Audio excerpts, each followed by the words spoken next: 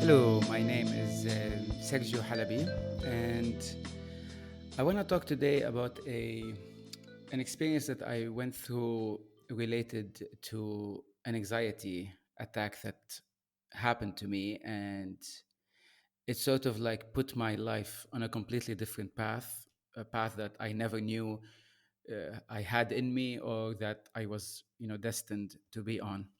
And it was a learning experience on several fronts, including knowing that something really bad could happen and that it could lead to something very, very good.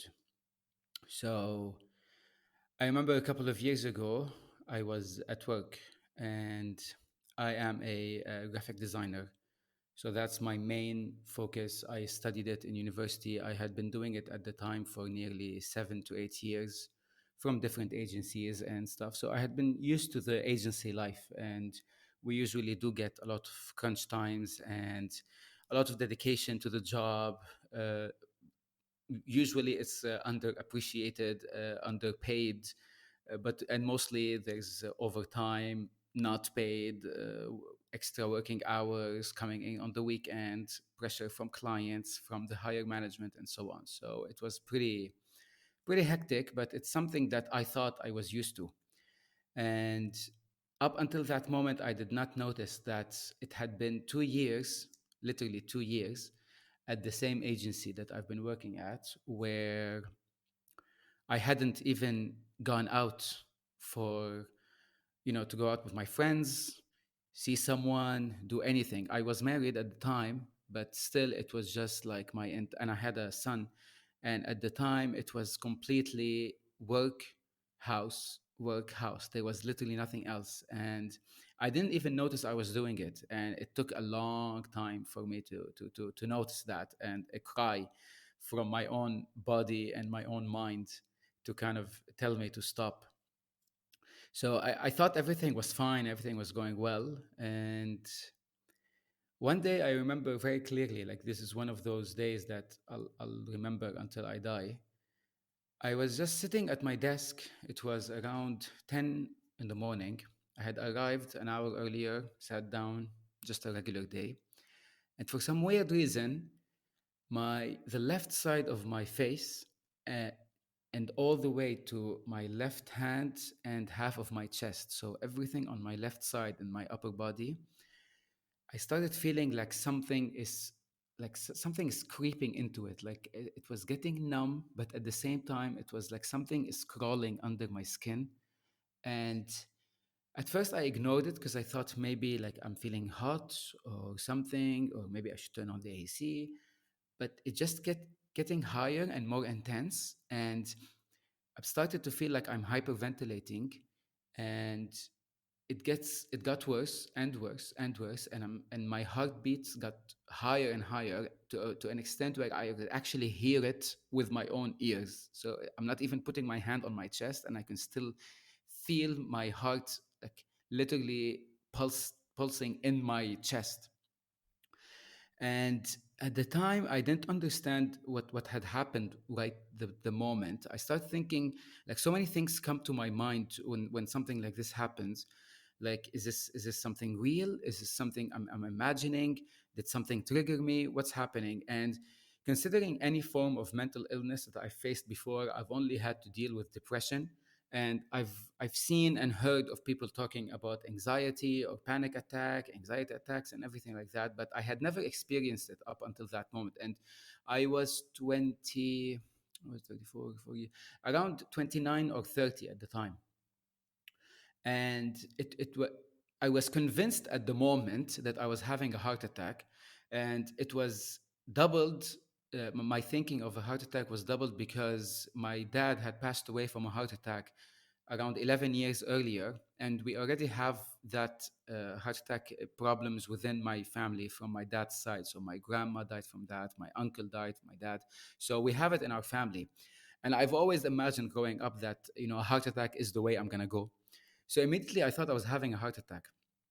And I remember all I could do was literally just whisper to, there was my colleague, she was sitting next to me on her desk and her computer. And I just leaned over and whispered. I told her, please, I just need someone to drive me home because I'm unable to do anything else. I'm literally unable to think, to move, to raise my voice, anything. She was very understanding, and she got in her car. She drove me, and a friend of mine drove my car behind her because I work very close to my house. And I called my wife at the time and I told her that I don't think I'm doing okay. I need to go to a hospital. I think I'm going to need to have my heart checked. I think I'm going to like, cardiac arrest, or I'm having a heart attack or something. She left her work. She came to me, of course, very, rushed, worried and everything. And we went to the hospital and I did an EKG test to see my heartbeat, any irregularities, any problems like that. And everything came back normal. I was like, I'm sorry, what? And the doctor said, I don't see any problems here. Your heartbeat is fine. There's no problem with you. So I thought that she was also going crazy. So I didn't even consider her. So we left the hospital and I told my wife, like, I want to go to a private clinic and I will get tested again because this is not normal. What's inside of me? I'm in pain. I'm a lot of pain. I went to another doctor and they did another test and the same result came out, and I was still refusing it. This went on till the rest of the day. At night, I went to a completely new hospital as well, and I had myself checked. And when I told the doctor that this is the fourth time that I do this, it was four tests in the same day, and everyone's giving me the same reaction that there is nothing wrong with you on a physical level, and I was not accepting it. The last doctor said, like, everything seems fine physically, but I think you might need to consider that this is not something within your body, but it's more on a mental level. Now, me dealing with depression and having read about a lot of different mental stuff, and I've been around it my whole life, so it's not a big problem for me to have to accept something like this. But the reality of how much physical pain I was in could not let me accept that this could not be real. So there was at no point in my mind me believing, wait, am I making it up, or is this my body telling me something? Is it all in my brain? Like, I could just not conceive it because the pain was so real on a physical level. But after he told me that, I kind of like said, okay, maybe I should kind of take this into consideration and maybe have, talk to a psychiatrist, talk to a therapist, something, just to kind of see, is there anything there, or I go back to testing my heart again and again. And a couple of days later, I was able to book urgently with a psychiatrist. I went to her, talked to her, explained to her that I had history with depression, but this is the first time something like this happens. And when I started talking about, like, she asked me to, so how is your life? Talk to me about your day. How do you go about your day? And when I was starting to talk about my day, I started realizing how unhealthy my lifestyle has become. Because up until that point, I had never talked about it. So it was always like just common. This is just common, and I thought like I could take it as long as I'm making money, as long as I'm providing for my family. Even if I'm not happy, it's fine. I can put it on the side. I need to sacrifice and all that. And while I was talking, I started realizing this does not sound healthy at all. Like, if someone told me that they were living my life, I would be stopping them at the moment. I'm like, whoa, whoa, do you notice how bad this is? Like, of course you're gonna reach here. But anyway, this went on, and then at the end of the session, I was like, "But anyway, it's fine. I got it under control. I'm fine now because I'm aware of it.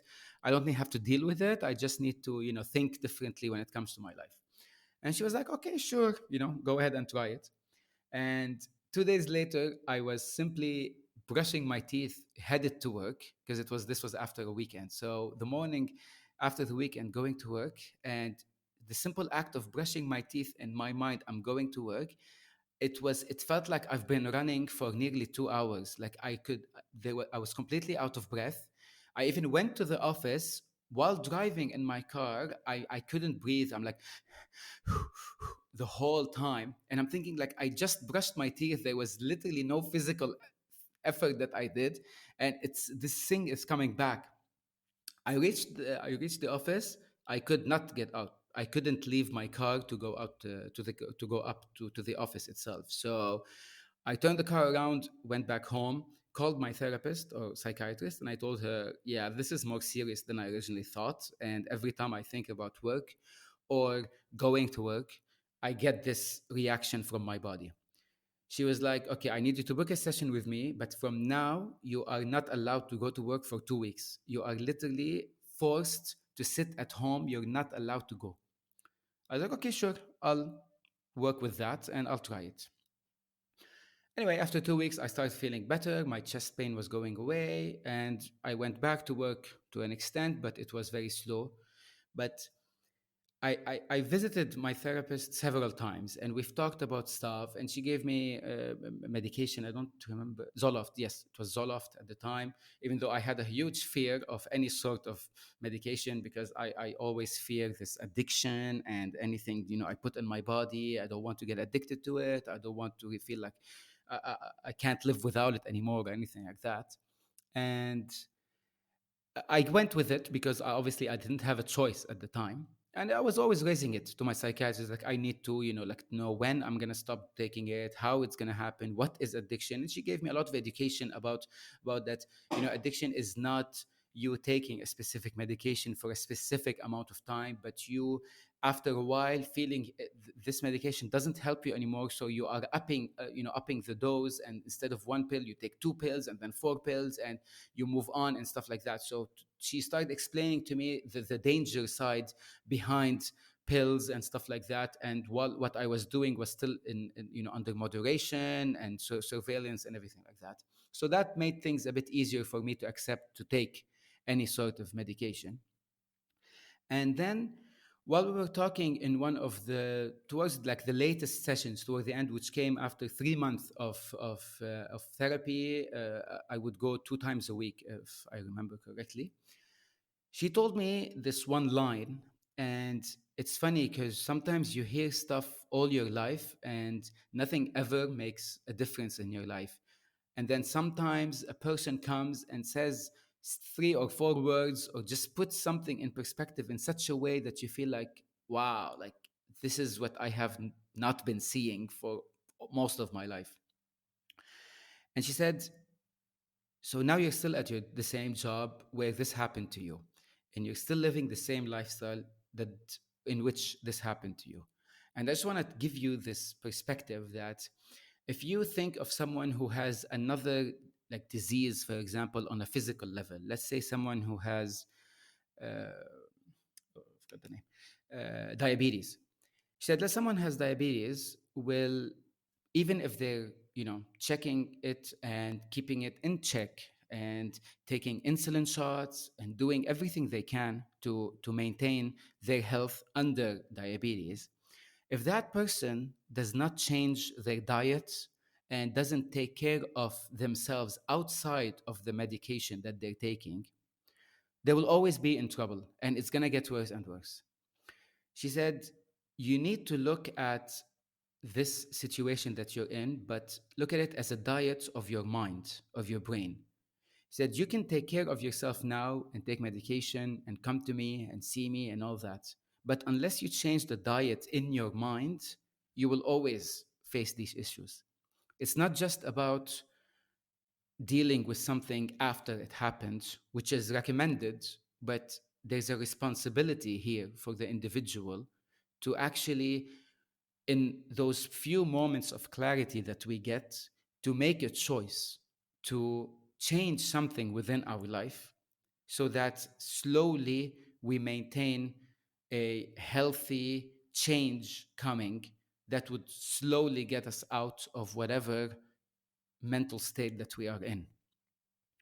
And she said, could be the hardest thing you ever have to do. It could be an easy thing that you have to do. But as long as you can make a decision that you need to change that diet in your brain, things will always revert back to this situation that you're in right now. Even if you get happy, even if good things happen for you for a year or 2 years, the fact that you did not change your environment or the thinking of your environment, you will always fall back. To me, that was a sort of like an important wake up call. I remember the same day I went back home and I spoke to my wife and I told her, this is what she told me. I don't think I should continue the way I'm living right now when it comes to work, because my job is the my biggest source of stress and anxiety at the moment. I'm going to need to change something about it. And it was the first step that took me on 1 full year of research and coming up with new ideas, something that I can pull off with her, and something that would create a different career path for me.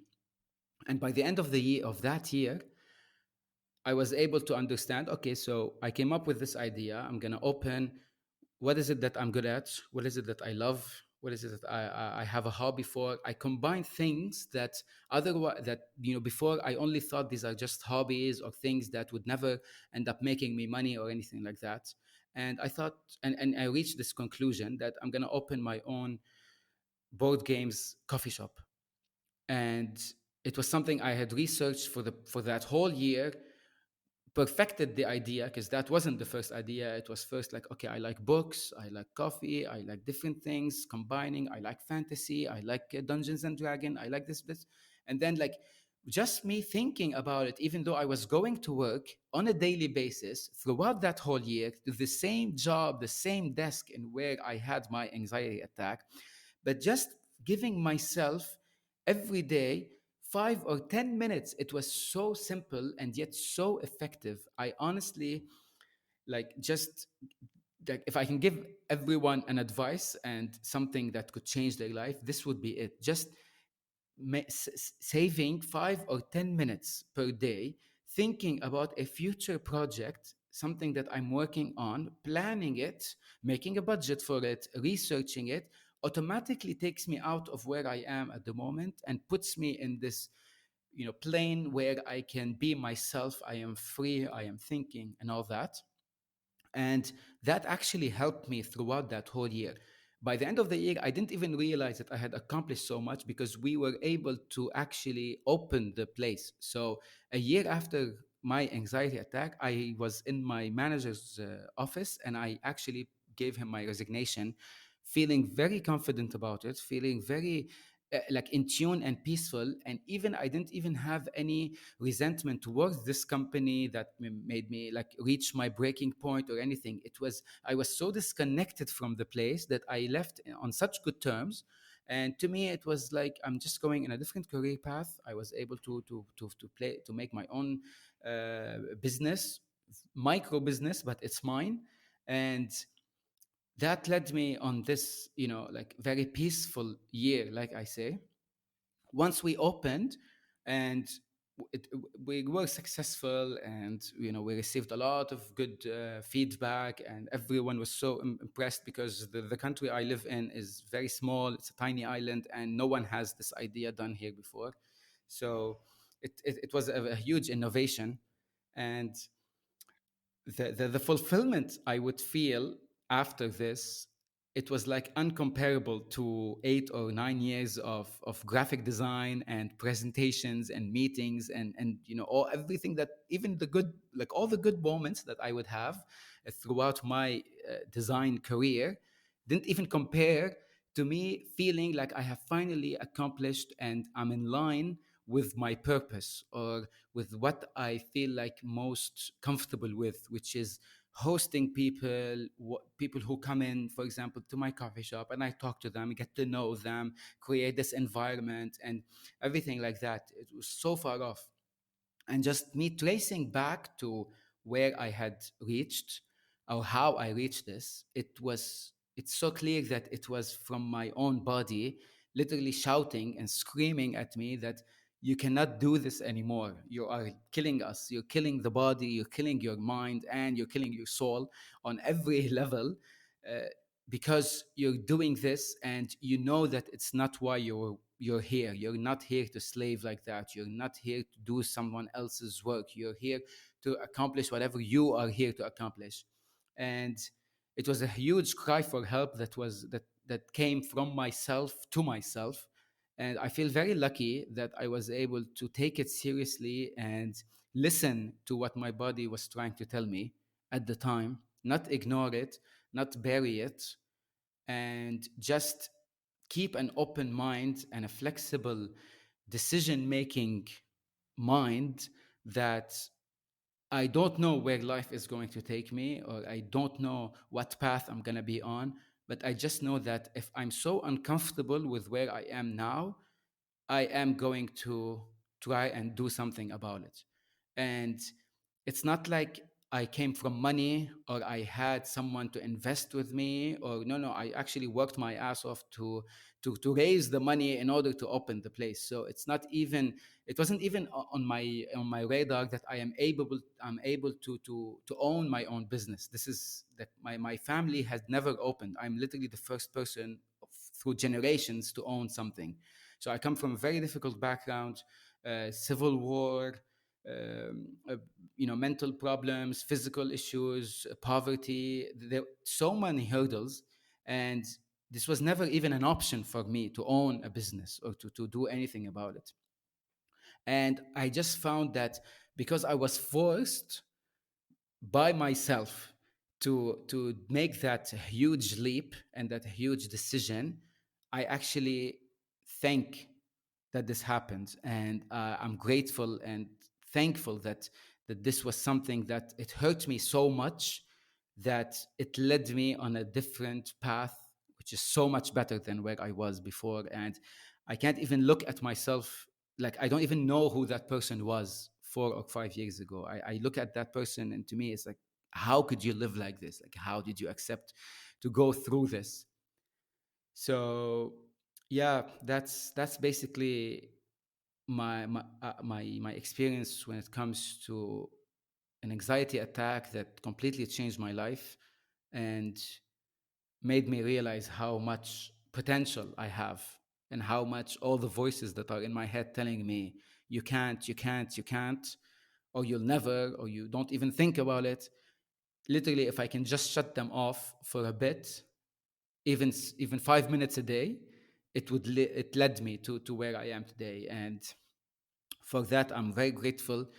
I'm able to be more empathetic towards people who go through this.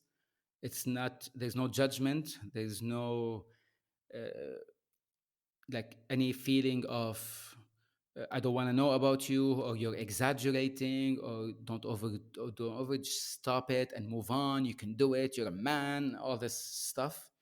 To me, it feels like I'm in tune with people. If say I see someone like this, I just feel like I just want to pass on my experience to you and tell you that if someone like me with my background can make it, even if I made it on a very small scale, but at least I have peace of mind, which I never had before.